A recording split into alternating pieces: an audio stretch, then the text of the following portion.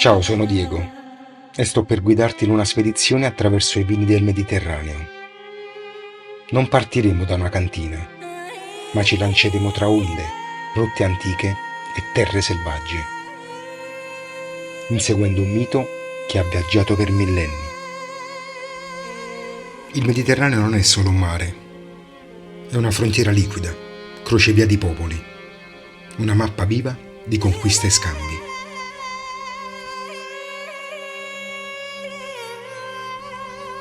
Qui la vite ha messo radici tra tempeste, invasioni, rinascite, diventando simbolo di forza e di speranza. Partiremo dal Caucaso georgiano, dove la vite resiste da 8000 anni alle aspre montagne. Tra villaggi di pietra e pendii scoscesi, ogni grappolo racchiude la memoria degli antenati. Un rito antico che ancora oggi scorre nelle cvevri interrate.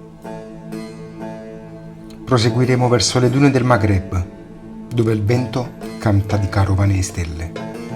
Qui il vino arrossava le notti di racconti attorno al fuoco, evocando spiriti e sogni di terre lontane.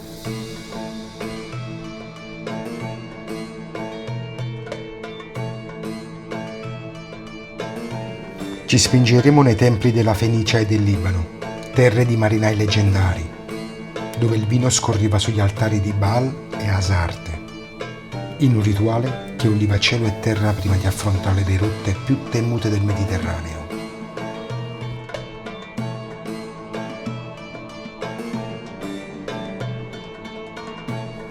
Navigheremo fino a Cipro, isola di rame e di antiche vigne, dove il vino accompagnava commerci, alleanze e promesse di pace, scorrendo come moneta sacra lungo i moli affollati di navi fenicie.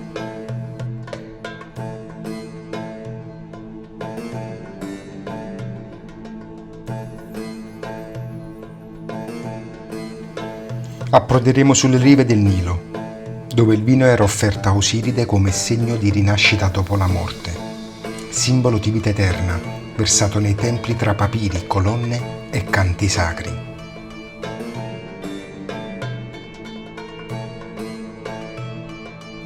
Raggiungeremo Naxos, isola battuta dal vento, che custodiva la leggenda di Dioniso.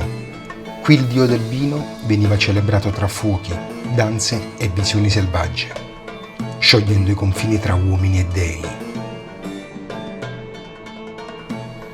Varcando i labirinti di Cnosso, nel cuore della Creta minoica incontreremo anfore di vino che scorrevano come offerte agli dei, simbolo di prosperità e potere di un popolo di navigatori.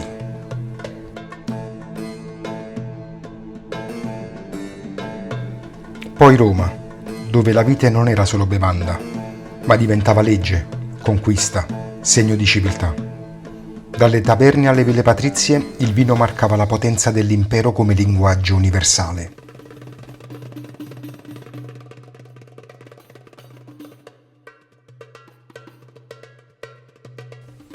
E ancora sulle coste siciliane, di fronte all'Etna, Ulisse trasformò il vino in un'arma di sopravvivenza e astuzia, ingannando Polifemo e aprendo la via per la fuga, in una delle pagine più leggendarie del Mediterraneo.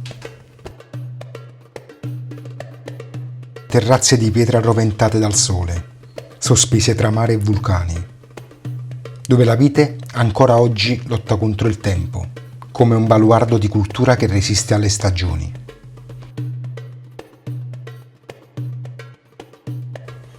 In questo viaggio scopriremo uve rare, tecniche dimenticate, anfore sotterrate, tini scolpiti nella roccia, strumenti sopravvissuti a secoli di sfide.